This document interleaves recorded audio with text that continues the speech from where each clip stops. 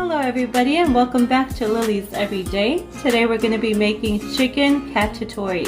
For the chicken cacciatore we're going to be needing some flour, a cup to a cup and a half of chicken broth, your choice of white wine, grated 1 teaspoon of garlic, 1 teaspoon of oregano, your choice of bell peppers, celery, mushroom, onion, 4 ounces of tomato sauce, salt and pepper to taste, and chicken breast. I'll be right back to show you what we have to do next.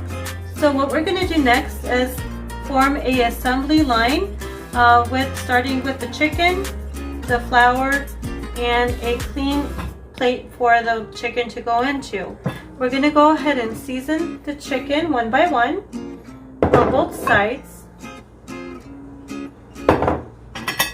like so, and then we're gonna coat it into the flour, and we're gonna do this until all the chicken is done for us to go ahead and sear it in the pan.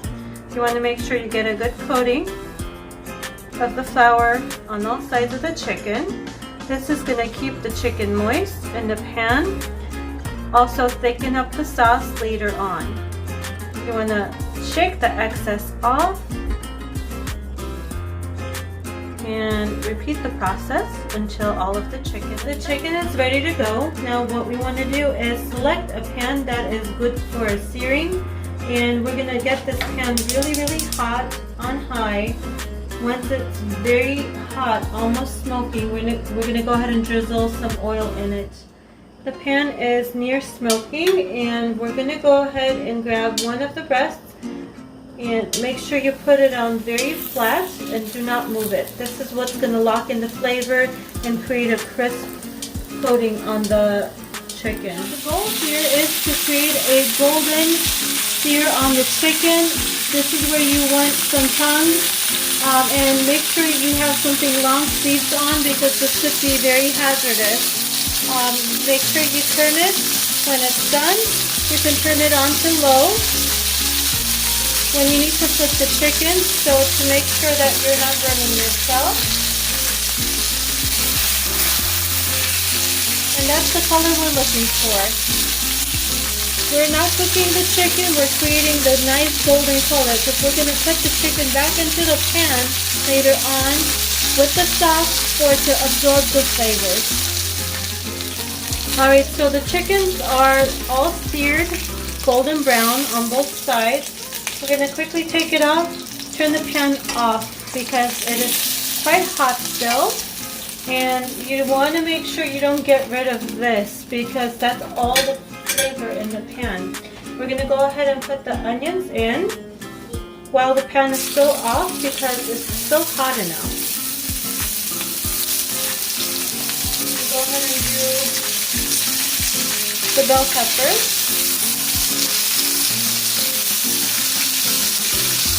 And what's going to happen is the acidity from the onion is going to take this nice browning from the pan off and put it in the sauce.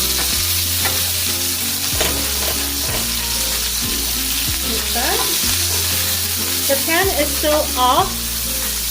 I'm working with the heat from the chicken that was retained in the pot of pan. And as I'm stirring, I'm scraping the bottom. So you want to make sure you don't have the kids around when you're doing this. It makes for a messy stovetop as well, but it's okay. I tell you, this is going to be worth it. I'm going to put the pan on to medium now. And we're going to go ahead and add the other vegetables in, like so. As these cook down,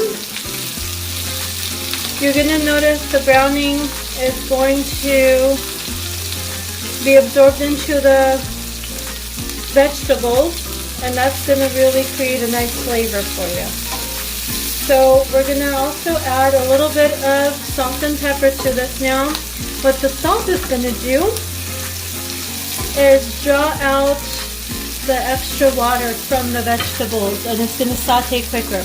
We're going to hold off on the pepper until a little bit towards the end. Also on the garlic, as the vegetables cook, we're going to add the garlic a little bit later. I have the pot on medium heat, and I'm stirring it now. I'm going to add some salt, and I want to go ahead and put in the garlic now because the pan has simmered down a little bit from before. It was a little bit too hot for the garlic to go in. You want to make sure you don't burn the garlic. Stir it with the vegetables. And we're going to go in a couple more minutes with the chicken broth, the white wine, and the sauce. I'll be right back. Calms down. It's not as hot again. We're going to go ahead and do the oregano. And when it hits the heat of the pan, it's going to release its oils, and it's going to taste even better, rather than just putting it straight away into a liquid. Like so. Now we are ready for the chicken broth. I'm going to be using about a cup of chicken broth, and I'm going to add the tomato sauce, and finally about a third of a cup of the wine of choice. These are slippery. There we go. And this is going to reduce down, and as it reduces down, give it a quick mix. We're going to put in the chicken,